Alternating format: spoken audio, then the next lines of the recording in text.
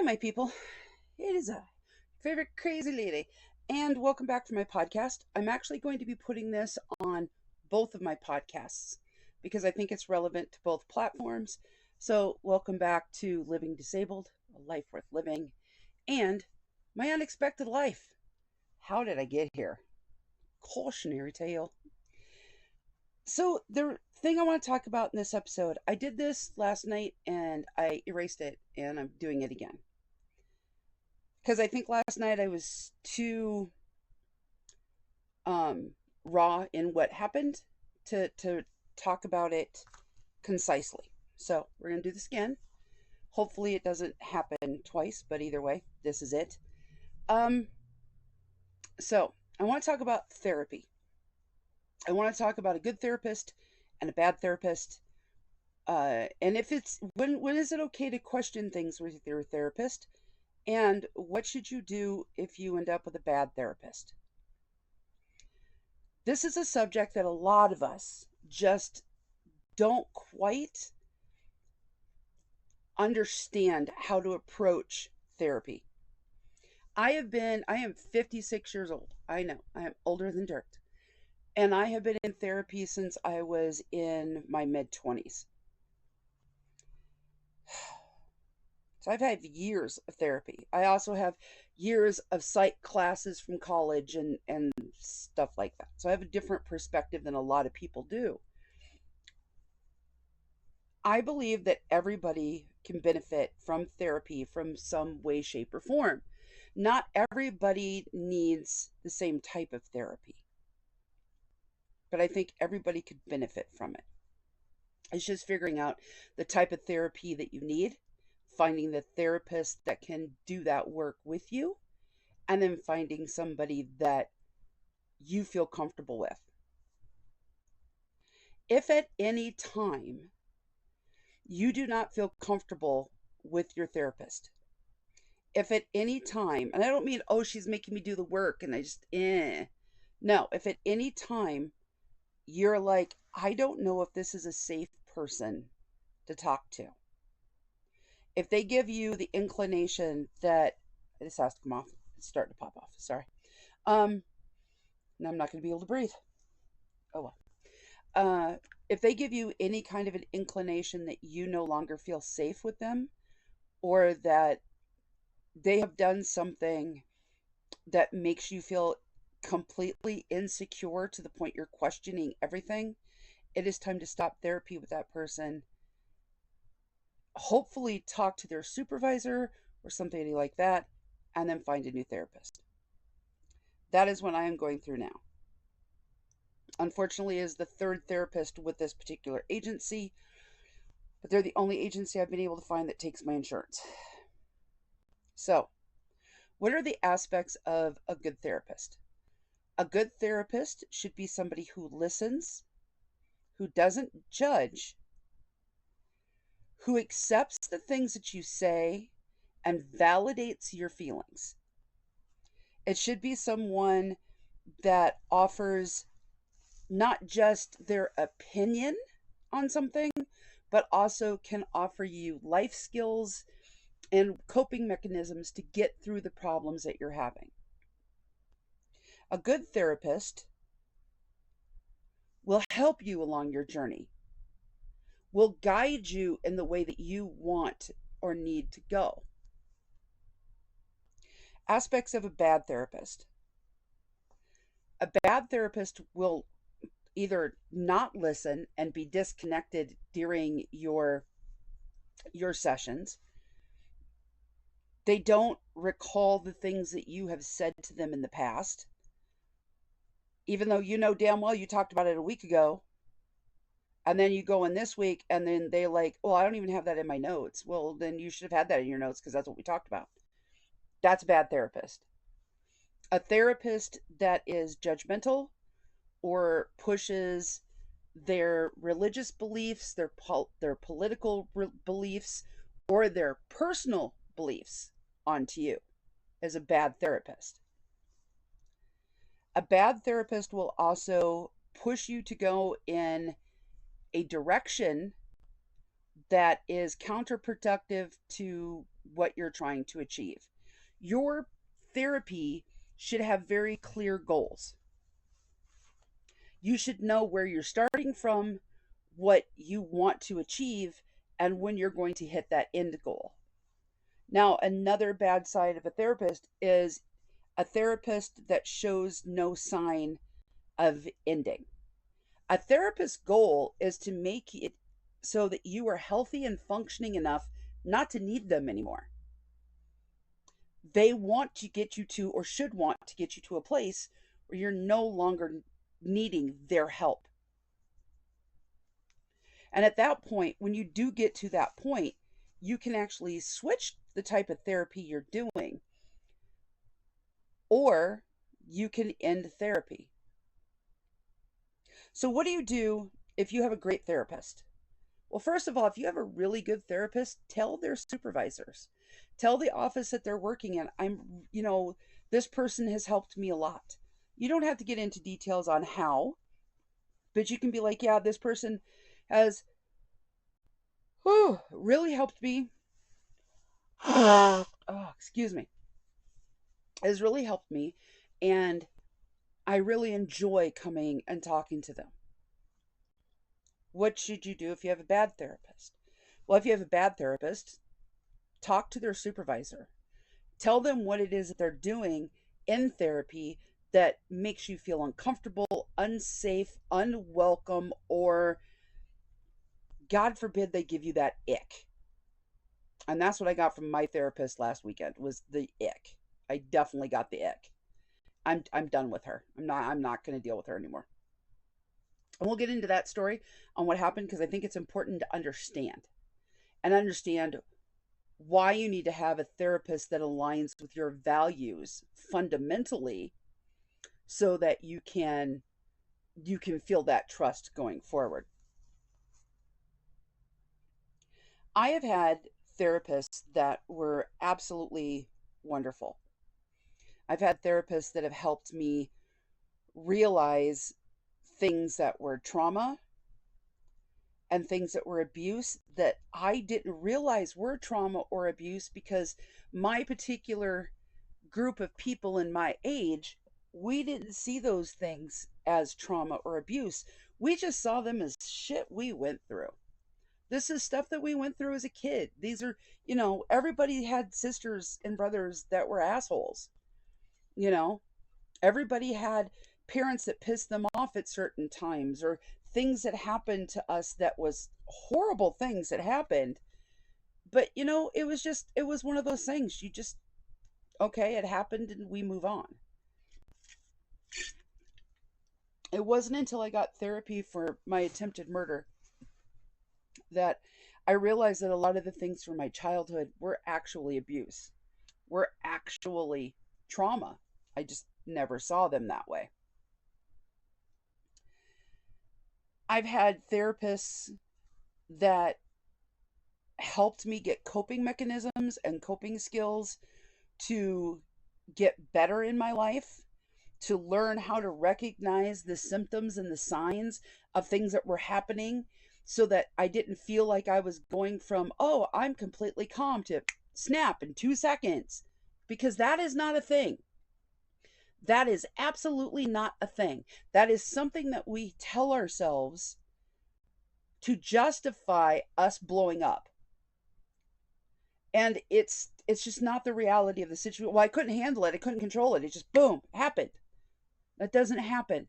I'm going to do a whole podcast on the coping mechanisms that I learned from a particular group in Iowa. I was sent to a therapy group in Iowa, misdiagnosed, sent to a group I shouldn't have been sent to. The therapist, the doctor that ran that, not a therapist, but a doctor that ran it, said that she recognized that I shouldn't be there right away. But she also wanted to see how I did with the skills. So at the end of my therapy, when her and I talked, I told her, I was like, I don't think I am this. And she goes, you're definitely not that. I was like, then why didn't you say something sooner? And she goes, well, honestly, I just thought you could use the skills. And I thought, she also wanted to see and in a way used me as a little bit of a guinea pig, and that's okay because it didn't do anything to harm me in any way. But she also said that she wanted to see what would happen if somebody without that disorder, if they could catch on with the skills and use them and realize what they were and make them beneficial to their life as well.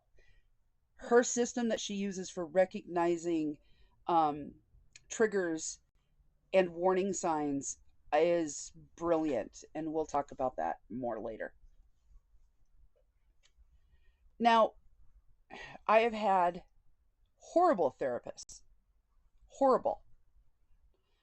Um, I had a therapist when I was in Iowa.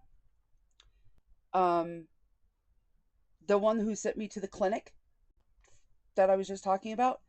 Um, she misdiagnosed me. She was a year out of college, and she misdiagnosed me with something. Okay, BPD. She misdiagnosed me with borderline personality disorder. I don't know why I'm not saying it. It is what it is. So she misdiagnosed me with borderline personality disorder, and she referred me to this clinic in Iowa City, Iowa, where they were doing this special clinic. This doctor had written a couple of books. Actually, some of my drawings are in one of her books. I had to sign a bunch of release forms and everything. Um, so she used my artwork for her therapy, and she also asked me if I could be included as a case study in her book for somebody who does not have borderline personality disorder but been through her program. And I told her absolutely yes, and I signed all the paperwork, and all of that stuff was I gave her permission to use all of that. But she said the biggest mistake that they made, that somebody made in her office, was that they do not take people who are referred for having borderline personality disorder. They take people for general um for general referrals, and then you have to go through a testing process, which I did go through the testing process, but my testing process was already jaded because she had put down that I was borderline personality disorder. And it turns out that I don't have it.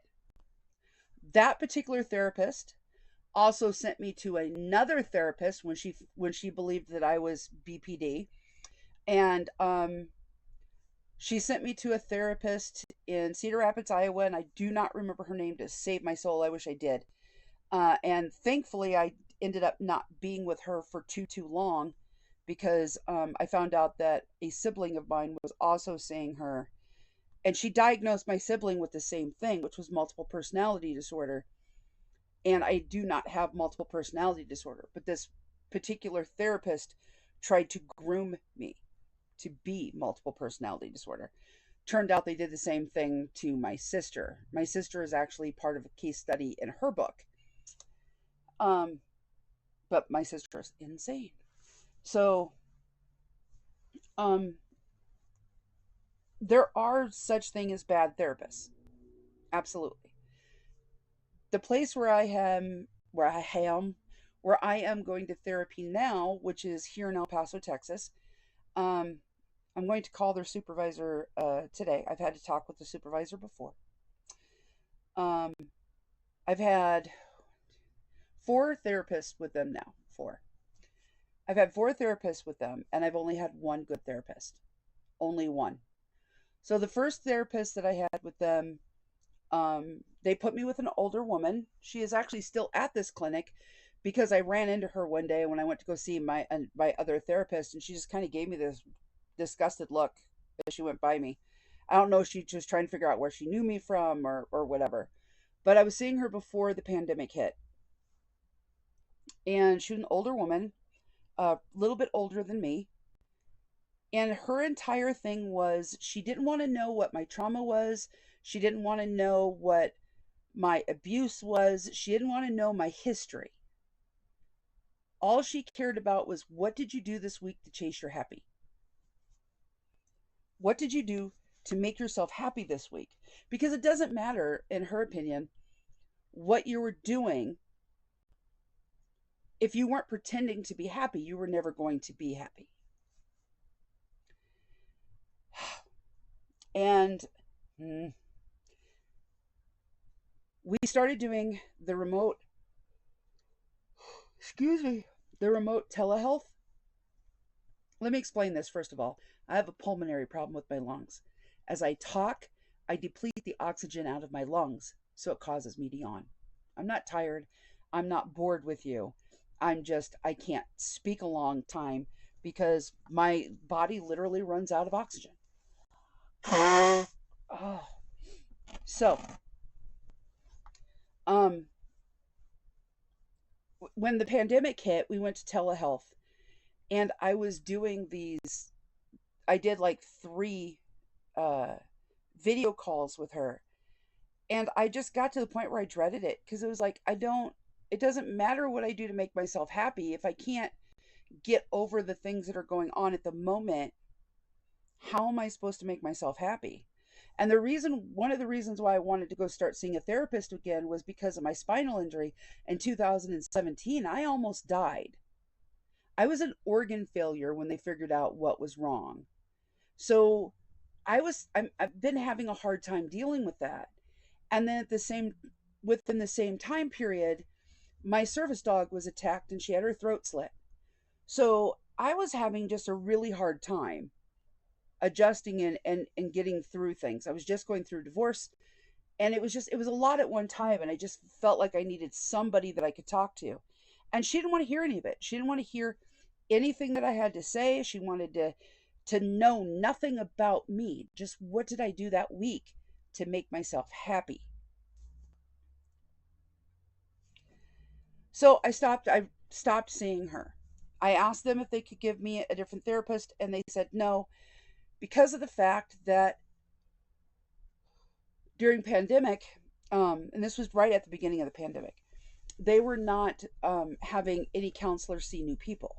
And I'm like, well, I'm not a new client. And they said it didn't matter. I would be seeing a new person.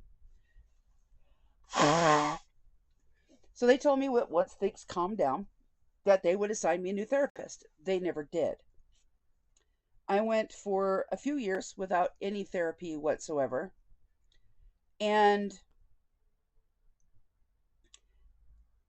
in the last probably few years, a couple years here, I was like, I really needed therapy. So I started doing BetterHelp, online therapy.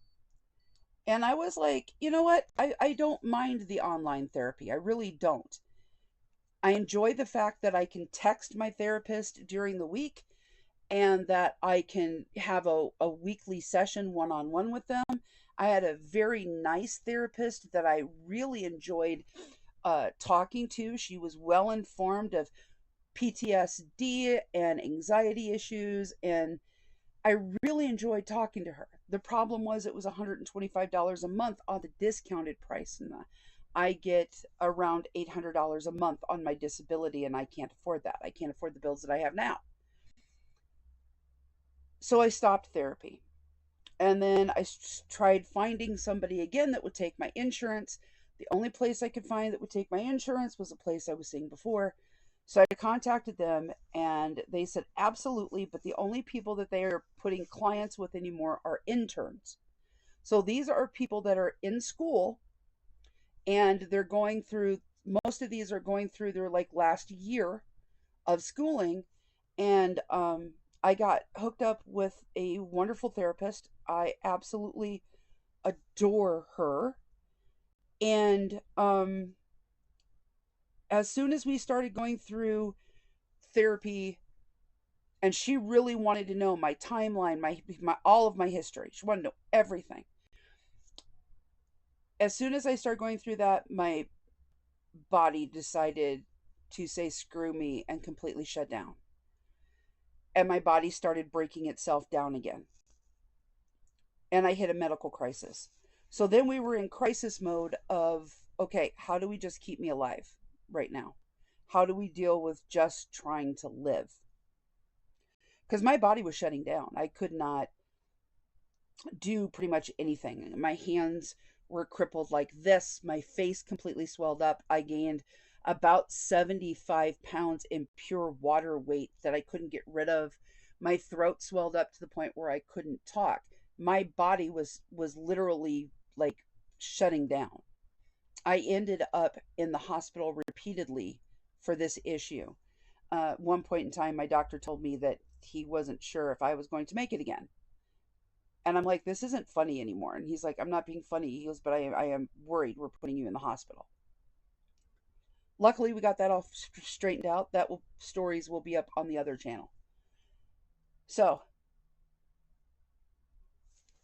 in the midst of just starting to get back on track with my therapy with her, she tells me that she is not going to be able to see me any longer because she graduates and she has to take her board exams to get her state license before she can practice therapy again. And I'm like, well, this is great. And she goes, well, I'm hoping to come back. She says, they haven't told me I can't come back, but they haven't told me that they will hire me either. I contacted her supervisor and I was like, you need to hire her back because she is absolutely wonderful. And they didn't hire her back. They I was told after my second therapist, my therapist after her, and I had a problem. I had to talk to their supervisor that they only hire interns now. They're not hiring permanent staff. I'm like, well, that's nice. You get a great therapist that is absolutely wonderful. And her boss told me that they had so many phone calls about her telling them that they need to hire her and that she needs to come back work full time, and they didn't. Which to me screams shitloads about this agency. But anyway, they set me up with another therapist. We were doing telehealth. Never met this one in person. I did meet the one before that, Allison. I did meet her in person. Wonderful woman. Um, but Christina and I, it was okay, but it never seemed to really kind of to, to click a bit. Um, my living situation that I have here at my house, not my house, not my house. Mm, but the place where I live is not ideal. It is. It's not the best living situation, and I'm going to leave that at that. The last time I was talking to Christine and we were having visits and we were started having problems with the video. They did something with their portal and I wasn't able to. I'd have to jump in and out to get it to work. And it got just. She's like, this isn't going to work. She goes, let's just do phone calls. I was like, that works.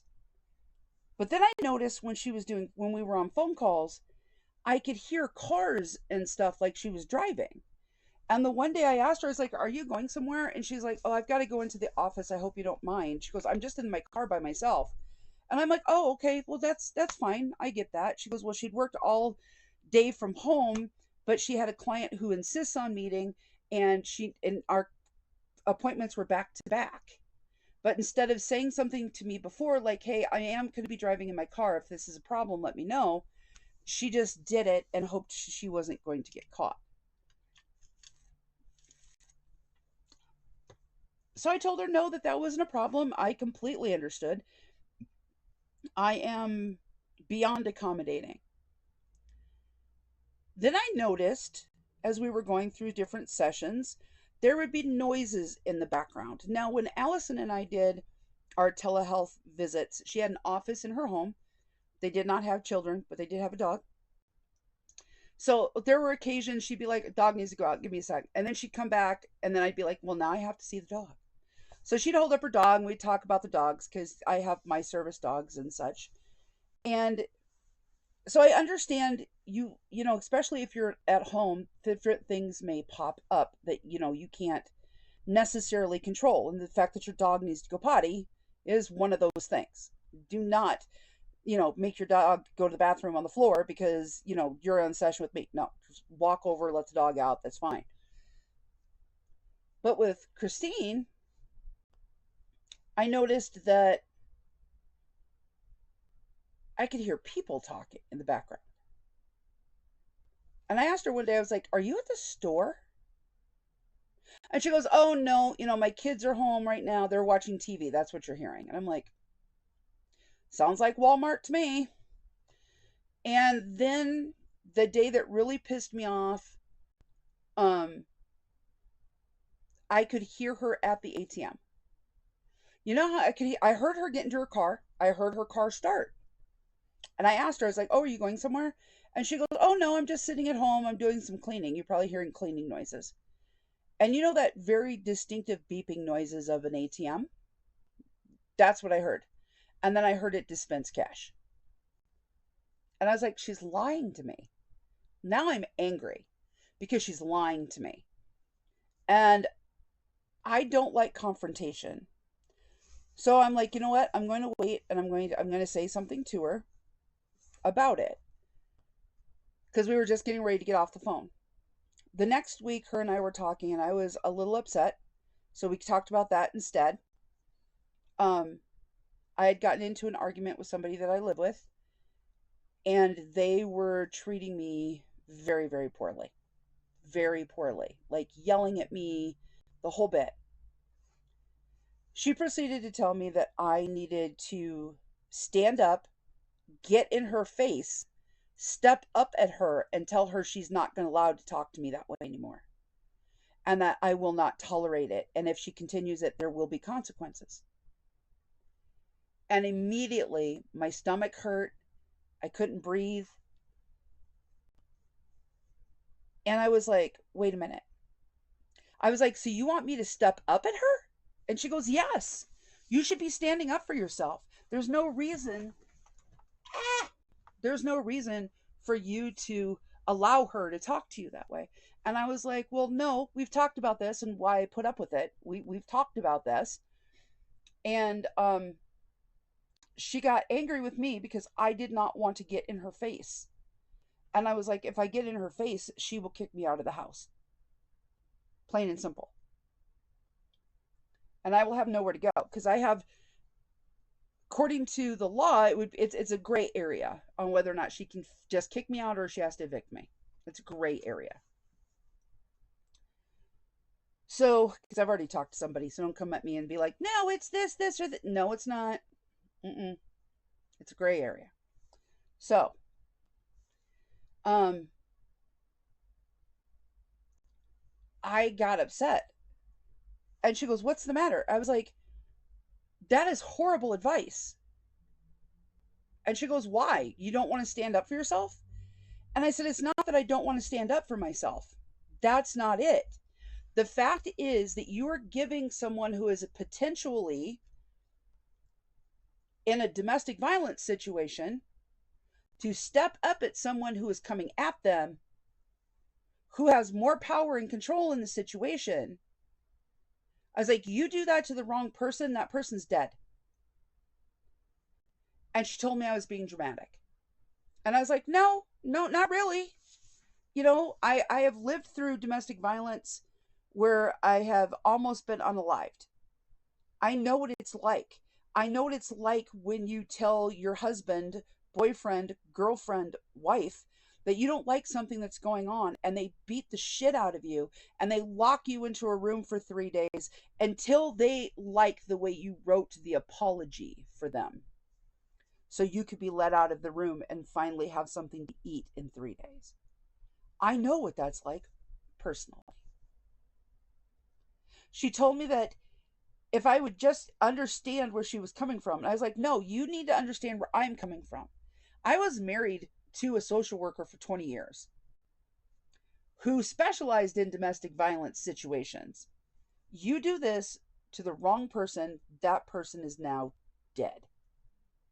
I told her that she needed to talk to social workers from domestic violence shelters, talk to the social workers that work at the YWCA, talk to them and see what they have to say because they are not going to agree with you.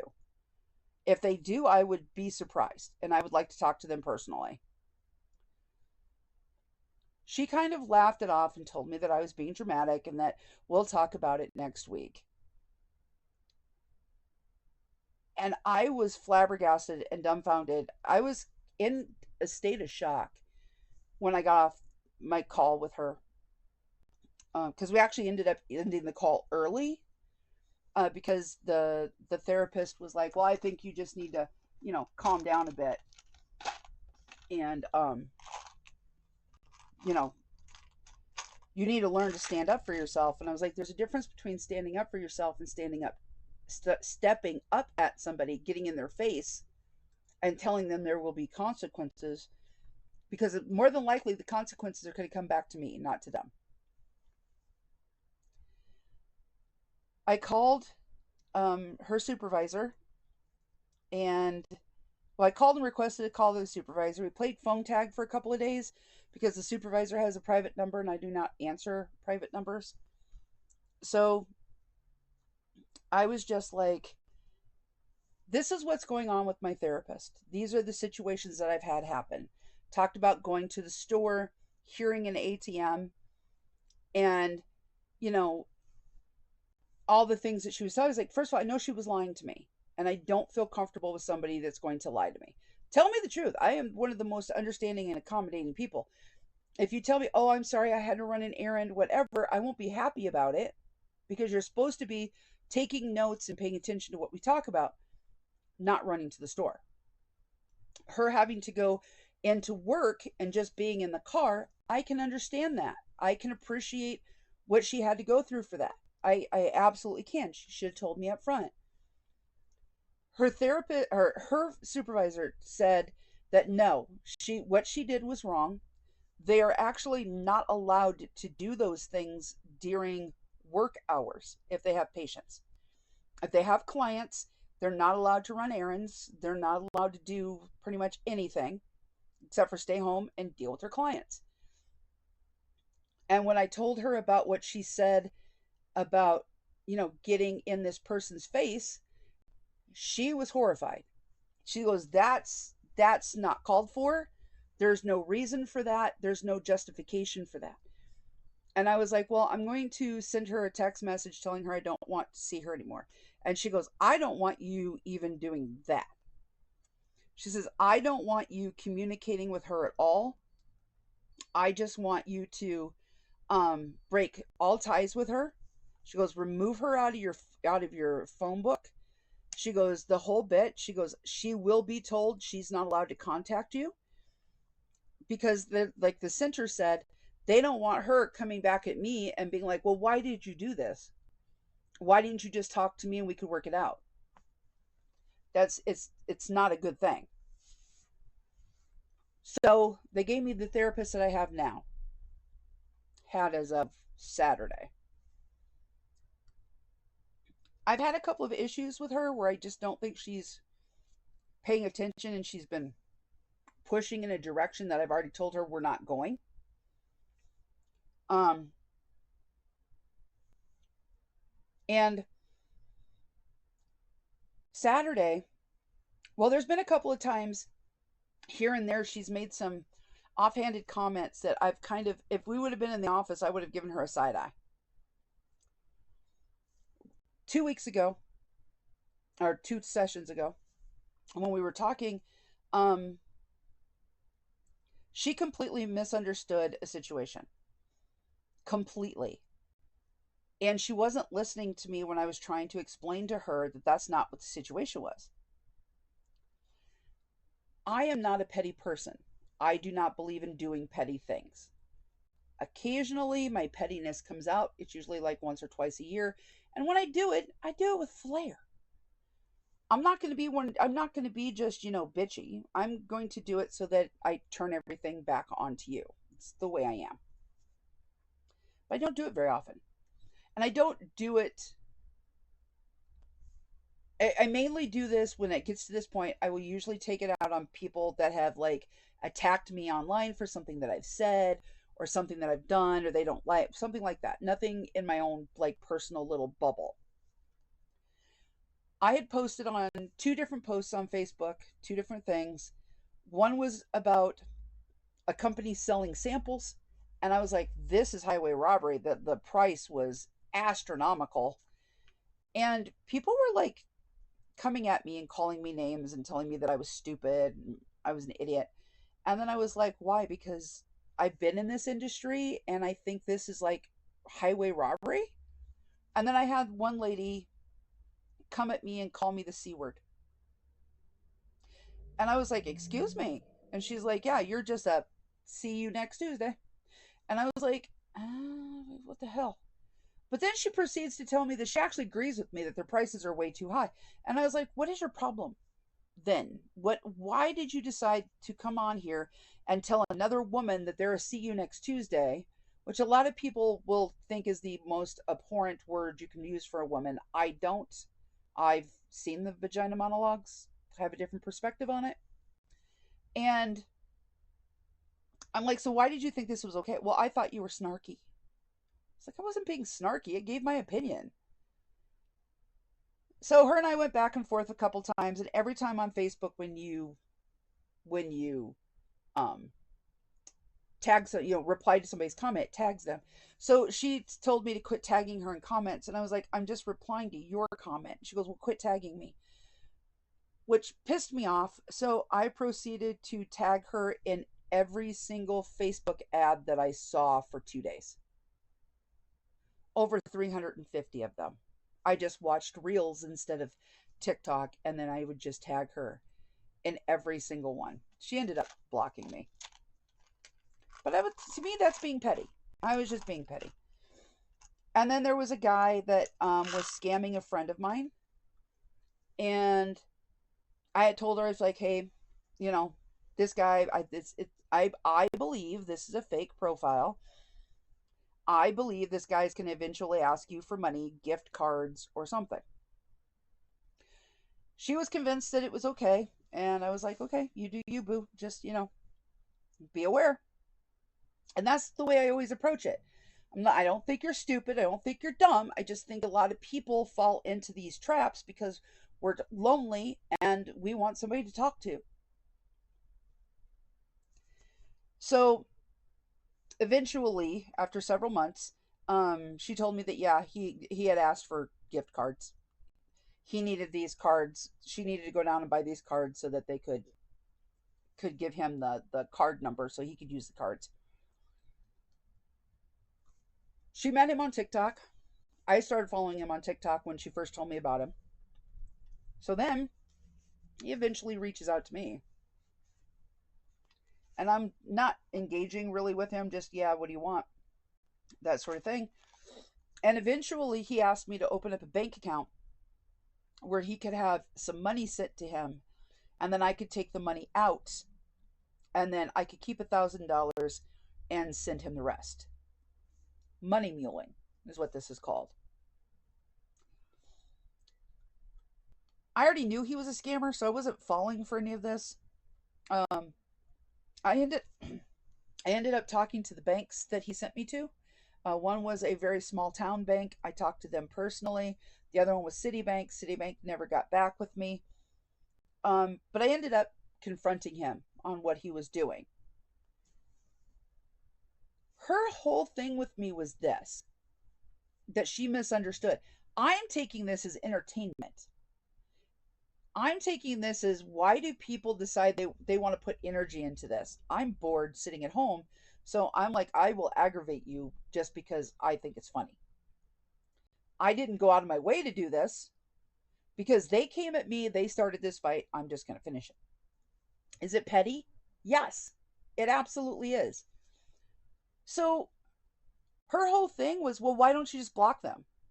Why are you putting your energy into this? Why are you doing this? I'm like, why should they be allowed to get away with these things? Why should they be allowed to attack people on the internet and do whatever they want?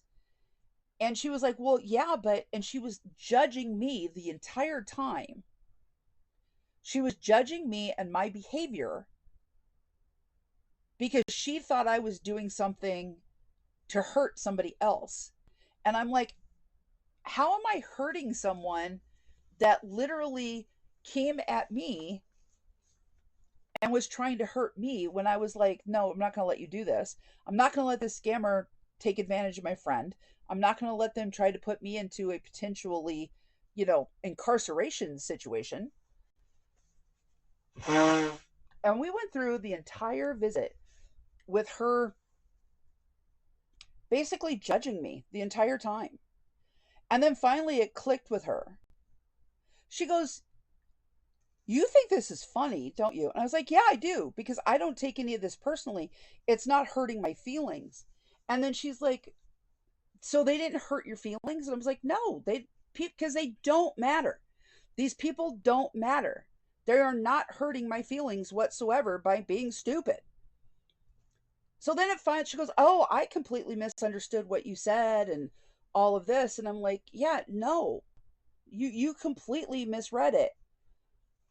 And then Saturday when we were talking, um, I made a comment that my friend is very concerned at the moment. She's very, it's the whole thing with the new administration and the ICE raids and everything are very scary for her.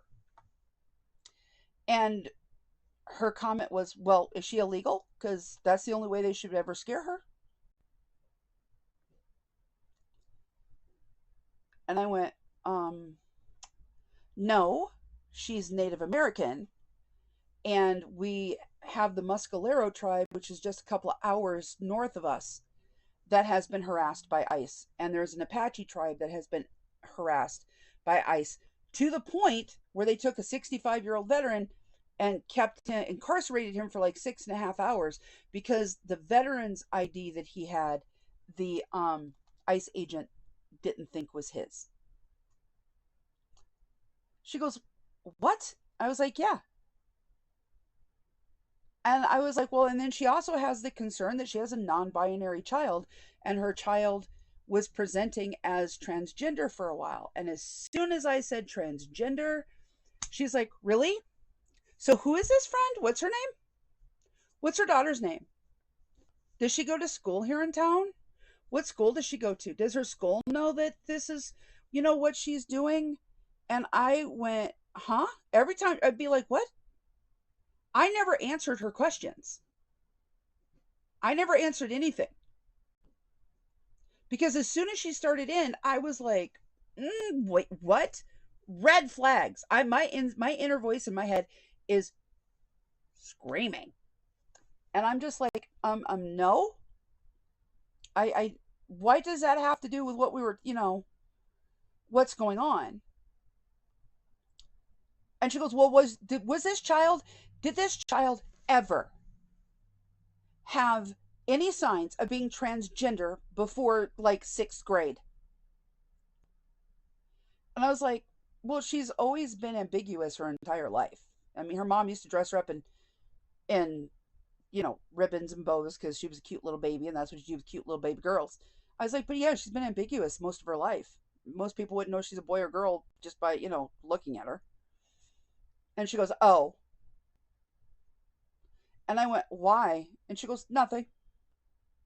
But she's also made other comments when we were talking in therapy about how she doesn't agree, and this goes back to the whole not being a good therapist. She does not agree with children being transgender. She doesn't think that children should be going through transitions while they're still children. And I went, "You realize kids aren't getting surgery, right? You do realize that boys taking hormone blockers or girls taking hormone blockers are completely reversible, right?"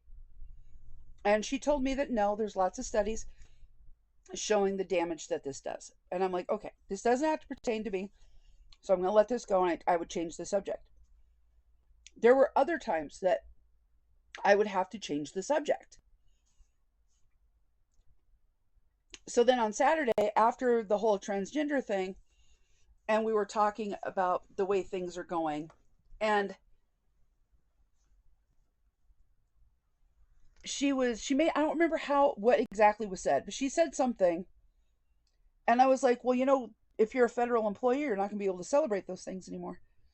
And she goes, "What are you talking about?" I said, well, there was a memorandum sent out by the White House stating that federal employees are no longer allowed to celebrate, decorate, or show any kind of affiliation with these holidays from now on. It's like 26 or 30 of them, whatever it is. And she goes, oh, come on. She goes, that is not even true. I was like, yes, it is. She goes, where are you getting your news from? That is not true. She goes, there are so many people that are, that's how it got started. Because she said something about people are only believing rumors that are going on. If people would stop believing rumors, and I'm like, these aren't rumors. I was like, what do you do when the rumors are true? And then we started talking about the holidays. And I was like, I don't understand how you cannot know these things. These have been all over. And then she started in with, well, the media is biased and it can't be trusted. So you need to tell me where you're getting your news from, or I can't just believe the things you say because you say them.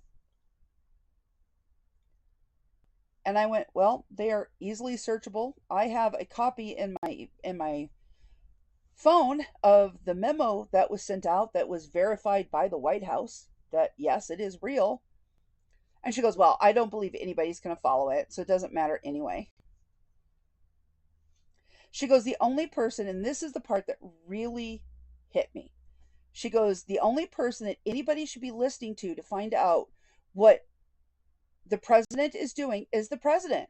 And if you like it or not, the things that he is doing are all he's following through on all of his campaign promises. He he made all these promises and he said that these were the things that he was going to do, and like it or not, he is doing them. The only person that we can trust with what he says is him.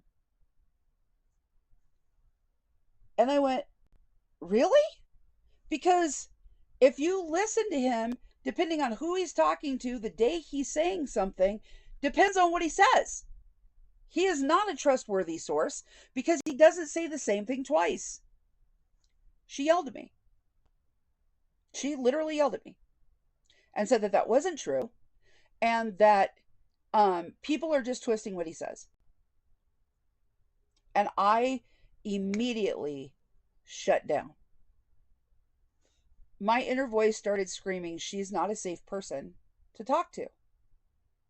She's the person that would have turned in Anne Frank.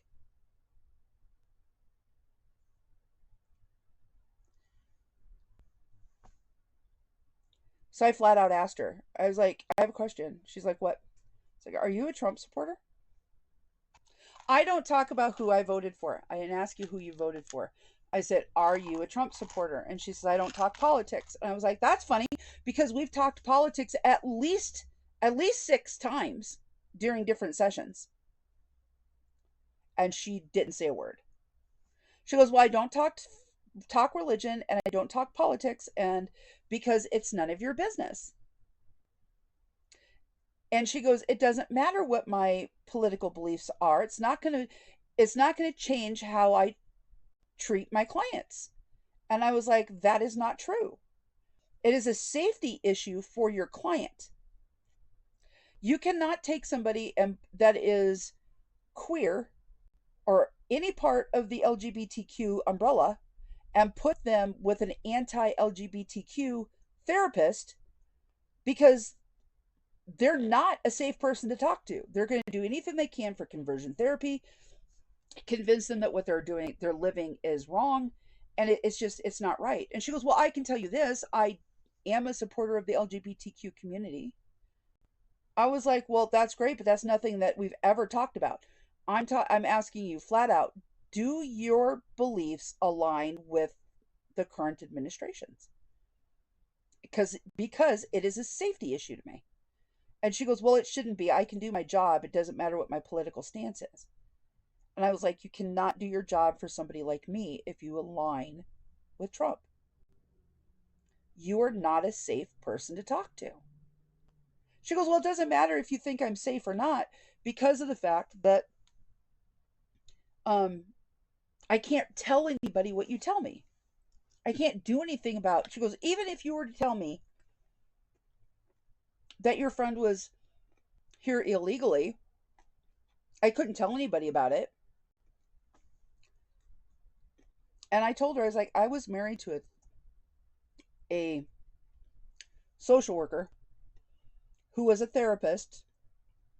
She worked with domestic violence victims, and she did therapy for domestic violence victims for 20 years. I was like, I know damn well there was ways around that. You're not a safe person to talk to. So I just kind of shut down, didn't really say anything because I knew our session was ending anyway. And she goes, well, I have a question for you. And I was like, what? And she's like, well, before that, before that, I was like, I need to change the subject a minute. I was like, there is something that I want to talk to you about, and I want your clinician's opinion on this. Um, and she goes, oh, now I'm intrigued. And I said, yeah. There was a discussion going on in one of my agoraphobia online groups, and we were talking about PTSD. So I wanted to ask you a question. She goes, okay, what's your question? And I was like, well, I was asked to do this um, podcast on PTSD. Now, as a therapist, do you believe that PTSD is a short-term illness, a long-term illness, or a lifetime illness? And do you believe it can be cured, or do you just believe that it can go into remission so it no longer affects your life, but you can always have it? She busted up laughing. She started laughing and she goes, Jeanette, there is no way in hell I'm going to believe that somebody asked you to do a podcast on that subject. None. And I was like, I had the screenshots asking me to do it because I wanted to be able to go back and remember what people had said. So I took screenshots so I didn't have to scroll through the whole group. And she just couldn't stop laughing. And I was like, I don't understand what you think is funny. And she would not answer the question.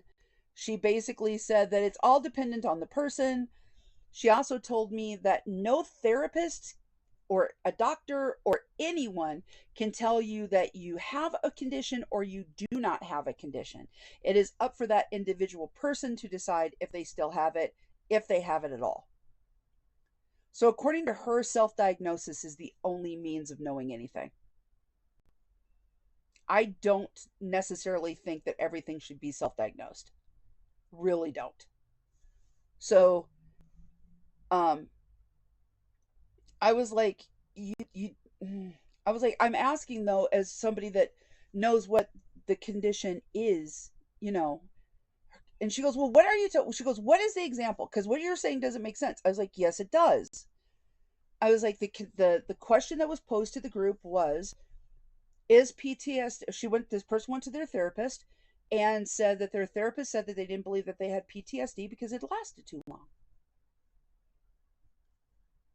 And then she was like, well, this is just stupid. And I'm like, wow, okay. I was like, all right, fine. And then she goes, well, we have to get off group and off here anyway.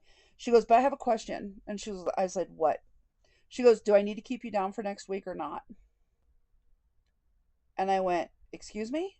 And she goes, well, if you want to continue therapy with me, that's fine. If you don't, that's fine too. She goes, but I need to know if you want to keep me on as your therapist because I deserve that information. I deserve to be told whether or not you want me as your therapist or not. Because she knows I went to their supervisor before. And I went, I don't know. I don't know if I want you as my therapist anymore. And we went back and forth. And basically she told me that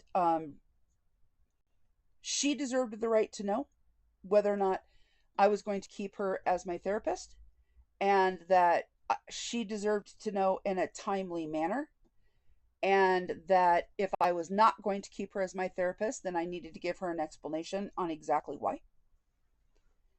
And by this time, I'm already thinking there is no way in hell I am keeping up therapy with somebody that I don't know is safe. If I cannot be assured that somebody is not going to take something that I say about myself, my family, or my friends and use it against myself or them, I don't want to talk to them. That is not a safe person. And if you cannot feel safe with that person, they should not be your therapist. She's like, well, I'm going to keep you on for the books for next week. Just let me know. I'm like, fine. I am going to call her boss this afternoon, um, and ask to talk to her about the situation that's going on. And I'm going to flat out tell them that I need to have the reassurance that whoever that they if they want to assign me a new therapist, that whoever they assign me is not a Trump supporter, because I don't feel that that is a safe situation. And I'm going to explain to her why. But it is perfectly fine to not be with your therapist anymore. That you realize that this therapist is not working for you. They've made you feel uncomfortable. They've given you the ick. You don't feel safe with them. And then you can move on. Now, the last example I want to give of a bad therapist. I have a friend who lost her son due to a hit and run accident, an adult son, and it gutted her. He wasn't local, didn't live with them anymore. He lived on the other side of the country, and it almost did her in. And she started seeing a therapist. Like 2 years after his passing, 2 years, a year or two after his passing, um, she gave me a gift in his honor on the anniversary of his death, and her and I were became incredibly close friends. We used to talk every single day, like multiple times a day. She was the first person that I wanted to tell things about. The same with me with her. Unfortunately, politics got in the way. Not on my part, basically, but on hers. Because I kept trying to reach out. She refused. That's fine. Um, but she was seeing a therapist after her son died because she was extremely angry all the time. I was on the phone with her for her birthday when they had a massive thunderstorm go through and it knocked out the electricity. I was on the phone with her when her husband had his heart attack that eventually ended up taking his life. I was there on the phone with her when the EMTs showed up. She called me while she was at the hospital. It was a very heart wrenching time for her. And I would like to think that our friendship helped her get through the things that she was going through. But it was coming up on like the year, I believe, of her husband's death. And her emotions about her son and about her husband's death were just as raw as they were the first day I met her. They were just as um, raw and bitter, and she hadn't worked through any of it. She hadn't really processed any of it. So I several times I had said, you really need therapy to get through what you're getting through, because time heals nothing. Only through doing the work can we process what's going on and work through what we were going through. So she told me she was in therapy, she had it handled, and then a few times her and I had talked, and in my head I'm just like, this guy that you're seeing is just worthless. So I told her and I explained to her a few things about what a good therapist is, what a bad therapist is. And I told her, I was like, I feel like all you do would you go in, because after she would call me after she would get done, she would usually have her therapy, go get lunch, chill out for a little bit. And then she'd call me and we'd talk about stuff. Because she was usually very, very angry on those days. And I told her, I was like, well, do you feel like you're what skills has he given you? He hadn't given her anything. He hadn't given her anything to identify. She still thought she was going from here to here in 2.2 seconds. She didn't see that there's steps in between because he never identified those things for her. He never gave her the skills to identify those things, and he didn't give her any skills to to correct any of those things. I was like, so basically you're going in, and I said, there's a term for this. It's called trauma dumping. It's where you go in, talk to your therapist, and you feel like you're literally just vomiting all of the traumatic things that happened all week. And by the time you get done vomiting everything that's going on, you have like 10 minutes for them to be like, okay, well, all right, well, we'll process this next week. And then next week, you do the exact same thing over and over again. And she thought about it and she contacted me and she's like, you know what? I really feel like that's exactly what's going on. I'm trauma dumping. It's literally like I haven't seen a friend in a month. I go in every week. It's like a new month all over again. And I'm just trying to catch them up on everything, but nothing ever happens. It's like, yep, that's trauma dumping. I was like, well, I would talk to your therapist, and because I don't think that they're the therapist for you. They're not giving, I mean, it's literally been years and you're not gaining any skills. You're not learning anything to get better. That, maybe it's time to get a new therapist. So I told her things to look out for that your therapist could do. These are the things that he may or may not do to try to keep you in therapy. Because bad therapists don't want to get rid of you. They look at you as a cash cow, and that's all that they see. You are just literally a paycheck. So she went in and she called me back the next week, and she's like, everything that you told me he was going to do, he did.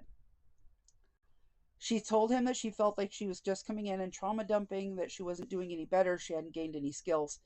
And he asked what therapist she was seeing. And she told her, I don't have a therapist, I'm not seeing anybody else, blah, blah, blah. And he says, well, you have to have somebody because that's not a word I've ever used with you. And she goes, well, I do have a friend that's been in therapy, and he proceeded to tell her that he did not want her to stop therapy, that she needed therapy and she needed therapy with him. So what he proposed they do is take the next 4 weeks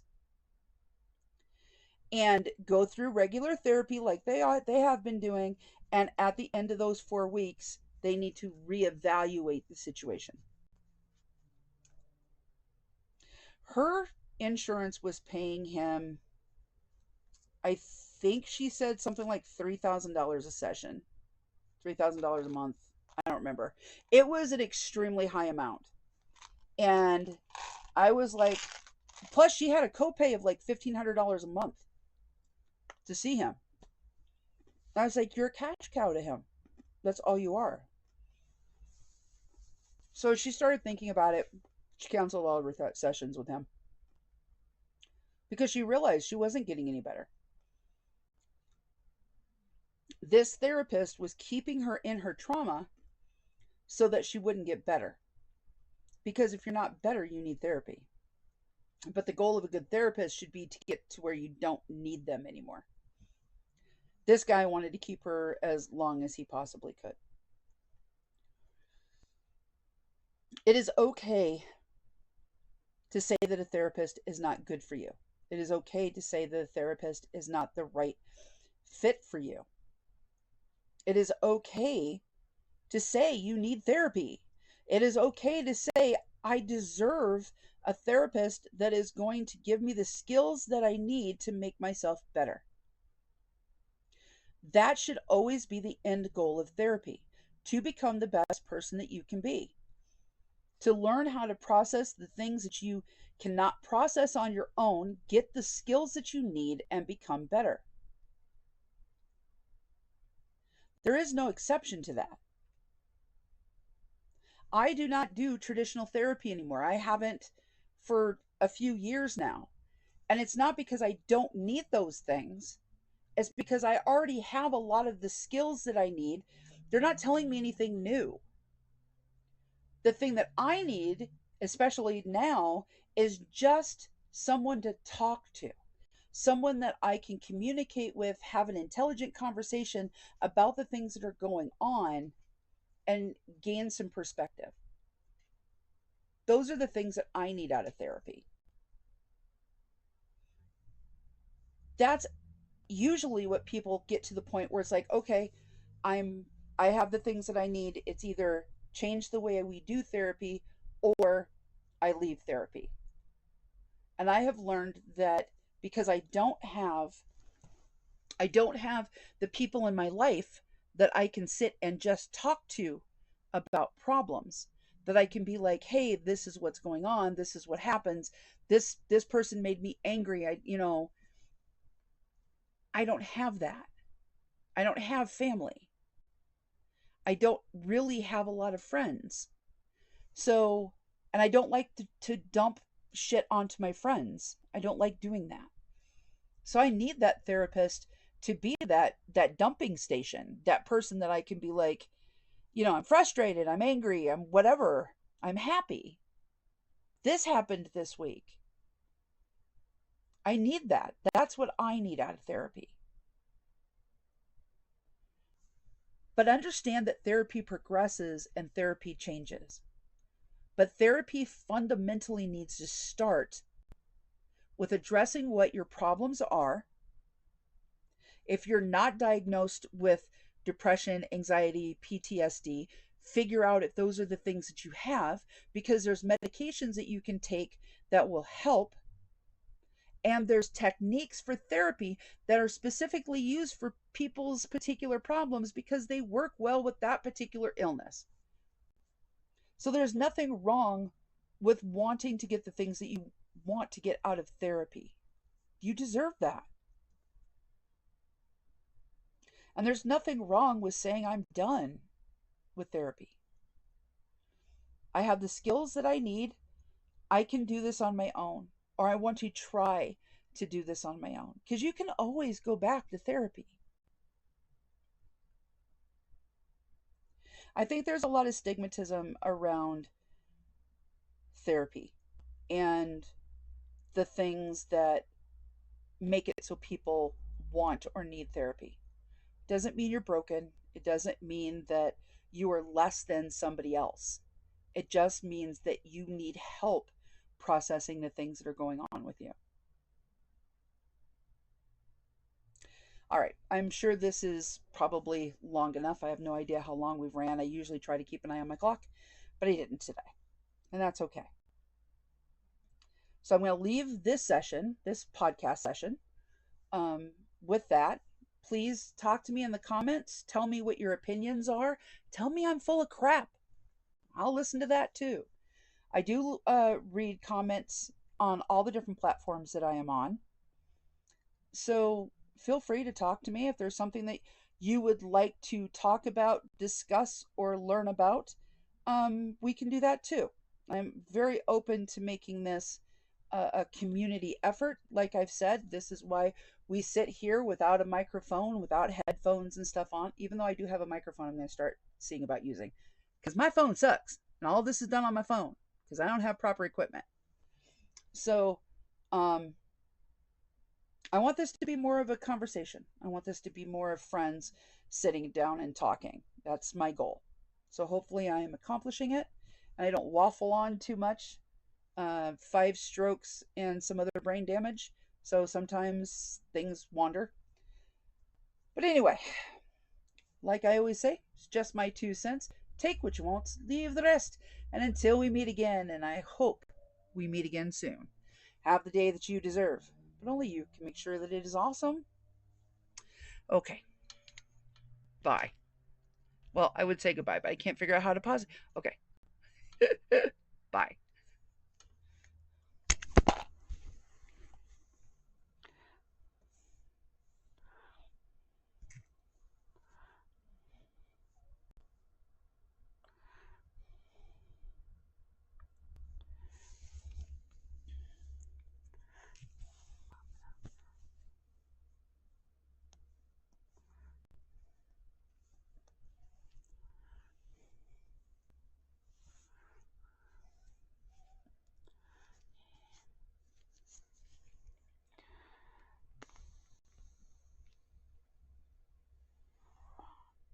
Oh, it's 44 minutes. That's not long. No!